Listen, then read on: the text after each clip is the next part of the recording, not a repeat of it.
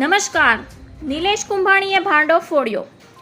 નિલેશ કુંભાણીએ જણાવ્યું હતું કે મેં કોઈ કોંગ્રેસ સાથે ગદ્દારી કરી નથી. કોંગ્રેસના સુરતના 5 નેતાઓના કારણે મેં આ કર્યું હતું.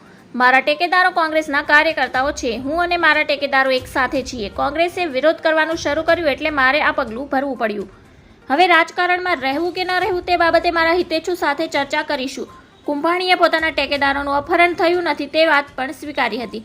નિલેશ કુંભાણીએ મીડિયા સમક્ષ હાજર થયા હતા અને સમગ્ર ઘટનાક્રમ શું હતો, ક્યાં છુપાયા હતા અને તમામ વાતો પર ખુલાસો કર્યો હતો.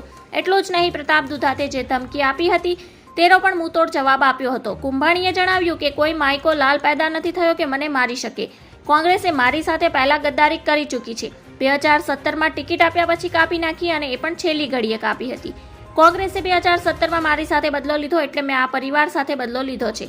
મારા ટેકેદારો અને કાર્યકર્તાઓએ બદલો લીધો અને હું પણ તેમાં સાથે છું. હું પિટિશન કરવા હાઈકોર્ટ ગયો હતો પણ કોંગ્રેસે મારા ઘરે વિરોધ કર્યો એટલે હું ગાયબ થયો હતો. અત્યારે હું કોંગ્રેસ સાથે નથી. ધન્યવાદ. જય